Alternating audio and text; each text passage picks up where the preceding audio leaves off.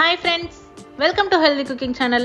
இந்த வீடியோல நம்ம இன்னைக்கு சுவையான ஹெல்தியான குயிக் அண்ட் ஈஸி ரெசிபி வேர்க்கடலை சட்னி எப்படி செய்யலாம்னு பார்க்கலாம்.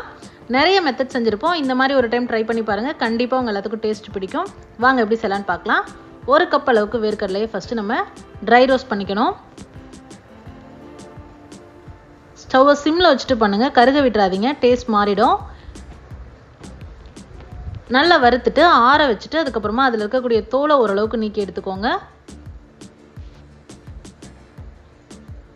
இது அப்படியே இருக்கட்டும். அடுத்து கடாயில் 1 டீஸ்பூன் அளவுக்கு மட்டும் எண்ணெய் விட்டுக்கோங்க. எண்ணெய் சூடானதுக்கு அப்புறமா காரத்திற்கேற்ப காய்ந்த மிளகாய், நான் 7 மிளகாய் சேர்த்துருக்கேன். பூண்டு,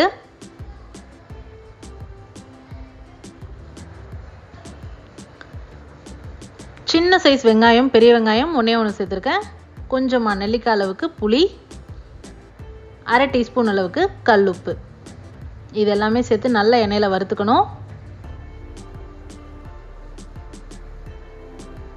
பாருங்க, இந்த அளவுக்கு வறுபட்டுச்சுன்னா போதும். அடுத்ததாக இதில் துருவி வச்சிருக்கக்கூடிய தேங்காய் சேர்க்க போகிறோம். தேங்காய் சேர்க்கும் போது ஸ்டவ் ஆஃப் பண்ணிவிடுங்க. அந்த கடாயில் இருக்க ஹீட்டே போதும். 1 டீஸ்பூன் அளவுக்கு தேங்காய் சேர்த்தா போதும். நிறைய சேர்த்தோம் அப்படின்னா அதோட டேஸ்ட் மாறிடும்.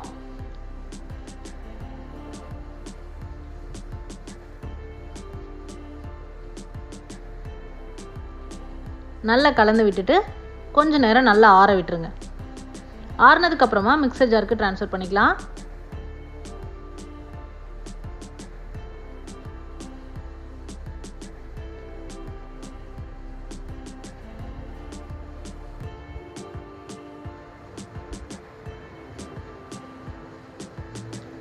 ஃபர்ஸ்ட் நல்லா எல்லாத்தையும் நொறுக்கிட்டு அப்புறமா கொஞ்சமாக தண்ணி சேர்த்து அரைச்சி எடுத்துக்கலாம்.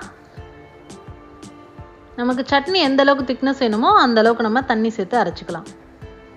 ரொம்ப நைஸாக அரைக்கக்கூடாது. இந்த அளவுக்கு அரைச்சிங்கன்னா போதும். சட்னி ரெடி ஆகிடுச்சு. அடுத்து நம்ம அந்த சட்னிக்கு சூப்பரான ஒரு தாளிப்பு பார்த்துடலாம்.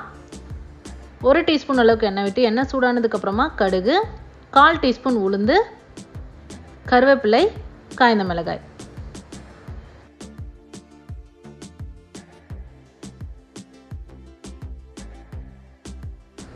இதெல்லாமே நல்லா செவக்க வறுத்ததுக்கு அப்புறமா ஒரு பிஞ்ச் அளவுக்கு பெருங்காயத்தூள் லாஸ்ட்டாக சேர்த்துட்டு கிளறி விட்டுட்டு ஸ்டவ் ஆஃப் பண்ணிடலாம்.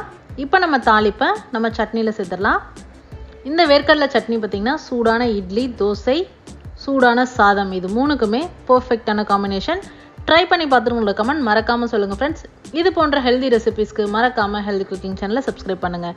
இந்த வீடியோ உங்களுக்கு பிடிச்சிருந்தா லைக் பண்ணுங்கள், ஷேர் பண்ணுங்கள், கமெண்ட் பண்ணுங்கள். தேங்க்ஸ் ஃபார் வாட்சிங்.